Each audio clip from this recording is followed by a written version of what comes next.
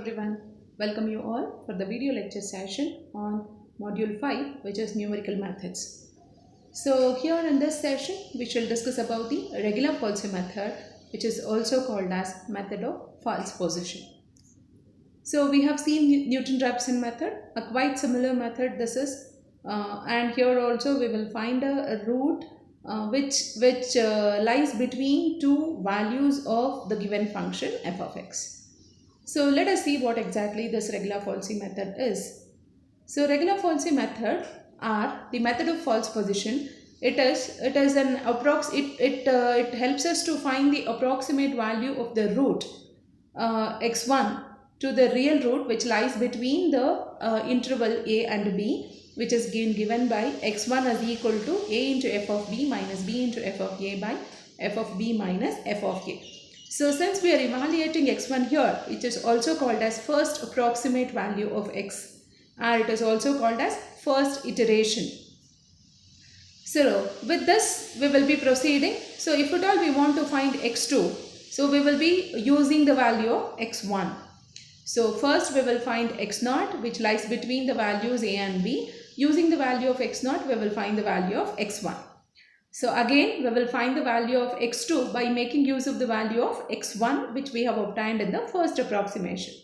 So that is why, since for the current calculation we use the previous approximated value, so therefore this process is called as iteration process also. So here let us see exactly how we will be doing in the problems. So find the real root of the equation x cube minus 2x minus 5 equal to 0 corrected to 3 decimal places by regular falsi method.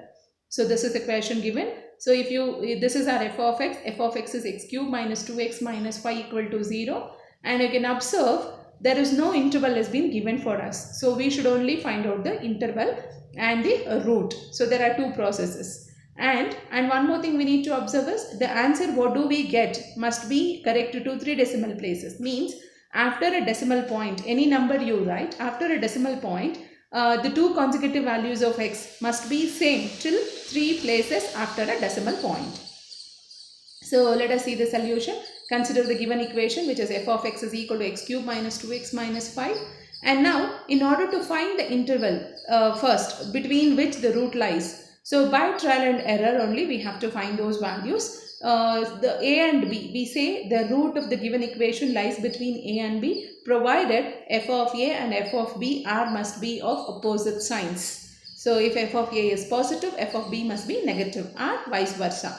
So here let us give a value for x which is equal to 0. So if x is equal to 0 in this equation, 0 cube minus 0 minus 5. So f of 0 happens to be minus 5, which is a negative value less than 0. So now let me substitute 1 for x in the same equation. When x is equal to 1, we get 1 minus 2 minus 5. Again it happens to be minus 6. So you can observe f of 0 is minus 5, f of 1 is also minus 6. Means both the values are negative. So, but I need to get one positive quantity. So now let me substitute x is equal to 2. So when x is equal to 2, 2 cube is 8 minus 2 into 2 minus 5. So when we simplify, we get the value of f of 2 as minus 1. Still the value of function at x is equal to 2 is less than 0. So now let me substitute another value for x. So x is equal to 3. If I substitute x is equal to 3, 3 cube is 27 minus 2 into 3 minus 5. So which gives the value as 16, and this value is a positive quantity. So now I can consider the root of the given equation lies between two values of x such that at both the values the function f should be of opposite signs. So I may take this is a negative quantity. So I may say the root of the equation f of x lies between the values of x0 and 3. That is one option. Or the root lies between 1 and 3. Because this is negative and this is positive, I may also tell the root lies between 1 and 3. Then I may also tell f of 2 is negative and f of 3 is positive. Therefore, we may also conclude that the function, the root of the given function lies between the values of x is equal to 2 and x is equal to 3. So I have written the values of x as 0, 3, 1 interval. The other one is 1, this is 1, 3, and next is 2, 3. This is what we have discussed. When we compare these three, the distance between the values A and B should be as less as possible, so that in less number of approximation we will be getting the root of the given equation. So if I consider here the distance between, so on a number line, if at all I want to mark, this is 0, 1, 2 and 3. So if you see this, the distance between 0 and 3 is more compared to 1 and 3. 1 and 3 is quite less. But when I compare 2 and 3, it is still more less. So we prefer to choose this as an interval between which the root lies. So as the length of the interval reduces, the number of approximations also will reduce, and we will be able to find the root of the equation in few number of steps. So now we have identified that the root of the given equation lies between 2 and 3, as f of 2 is negative and f of 3 is a positive quantity. So now we can further reduce the length of the interval by taking the values between 2 and 3. So between 2, your value of x should start from 2. Your value of x can start from 2 and it can go up to 3. Between the root lies. So let us reduce the length of the interval to a decimal place. So I'll take x1 as, I'll take x as a 2. X can be taken as 2.1. X can also be equal to 2.2. X can also be equal to 2.3. X can be equal to 2.4. Likewise, and so on up to 3. So now I'll find out f of 2. F of 2, f of 2.1, f of 2.1, f of 2.2, f of 2.3 and so on up to f of 3. So I'll check these values and we will see between which the root lies. So one f of x value and another f of x value must be out of opposite signs. So now let me check this. F of 2.1, if I substitute 2.1 whole cube minus 2 into 2.1, minus 5, which gives the answer as 0.061, which is a greater than quantity. So now you can observe that f of 2 is negative and f of 2.1 is a positive quantity. So which says that the root lies between 2 and 2.1. So previously the root lies between 2 and 3. The distance between these was large compared to 2 and 2.1. So I started finding out the values to reduce the length of the interval, and at f of 2.1 itself we could get the positive quantity. Therefore, the root lies between 2, where f of 2 is negative and f of 2.1 is positive. Therefore, we can conclude the root lies between 2 and 2.1. Now, the length of the interval has been reduced to the maximum, and now we can proceed. Consider this as your specified interval, and we may proceed to get the iteration values. So now step 1. So consider here a as 2 and f of a, that is f of 2, which we have already evaluated, the value was minus 1. And consider the value of b as 2.1. F of b is f of 2.1 and the value which we have evaluated is 0.061. So now let us find the first approximate value. X1 is equal to a into f of b minus b into f of a by f of b minus f of a. Call the equation as 1. So now let me substitute these values. So x1 is equal to a is 2, f of b is 0.061 minus b is 2.1 and f of a is minus 1 divided by f of b is 0.061 minus of minus 1, and when we simplify this, the value of x1 happens to be 2.0294. Okay, so now let us use this value and evaluate what is our f at this value. We have to evaluate f at the obtained value, new value, that is f of 2.0924. So in the given equation of f of x, so f of x, where x should be replaced by this value, that is 2.0942 whole cube minus 2 into 2.0942 minus 5. When we simplify this, we get the value as minus 0.00392, which is a negative quantity. So you can observe f of 2 was a minus negative value, and f of 2.0942 is also negative value. So we don't say the root lies between 2 and this.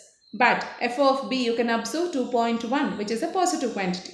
So f of 2.1 is positive and f of 2.0942 is negative.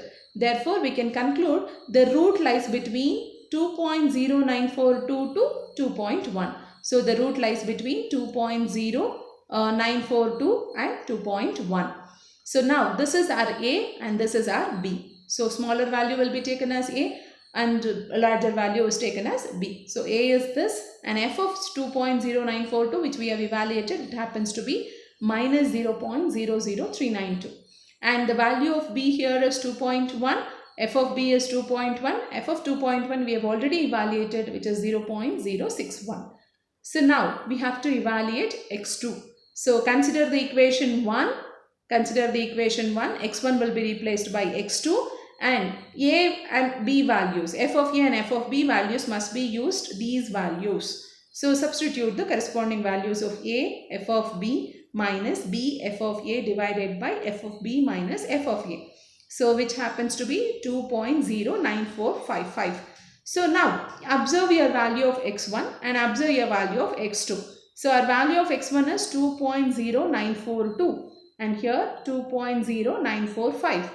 After a decimal point, it is same till 3 decimals. 1, 2, 3. 094. Here also 094. So the question was asked us to match the answer till 3 decimals. So it is matching now. So therefore, x1 and x2 are very close enough, and x2 is better approximation than x1. And the required approximate root corrected to 3 decimal places is 2.095. So this is how we have to work out the problem. So one thing I want to tell you here is reduce the length of interval as much as less. Only then number of approximations will be reduced. So if you keep the length of the interval as more, then number of approximation may also go behind 5, even sometimes behind 10. Okay, now let us see another example. Compute the real root of x log x to base 10 minus 1.2 is equal to 0. Correct to 4 decimal places by regular falsi method. So here the equation is x log x to base 10 minus 1.2. So consider f of x as this, and now let us find out the interval between which the root lies. So start giving the value for x, and be careful, the option here is log x to base 10. So even while working out in your calculator, there will be two options, log x to base 10 and log x to base e. So here we have to use log x to base 10. So now f of 1 is equal to, when I substitute x is equal to 1, f of 1 happens to be minus 1.2. And let us substitute x is equal to 2, f of 2 is minus 0.6 and f of 3 is 0.23. So you can observe f of 3 is a positive quantity and f of 2 is a negative quantity. Therefore we may say that the root lies between 2 and 3. So now since 2 and 3, 2 and 3 are the values, again I have to check at 2.1, 2.2, 2.3 and so on up to 2.9 and 3, so that we can reduce the length of the interval. So find f of 2.1. Similarly f of 2.2 and so on, f of 2.9 and f of 3. When we found f of 3 is already found, it happens to be 0.23. So when we check like this, you may observe f of 2.7 happens to be a negative quantity and f of 2.8 happens to be a positive quantity between which the root lies. So 2.7 and 2.8 are the values of x between which the root lies. So now consider here a is 2.7 and f of a is already evaluated, which is minus 0.0353. And take b as 2.8 and f of b is 0.052.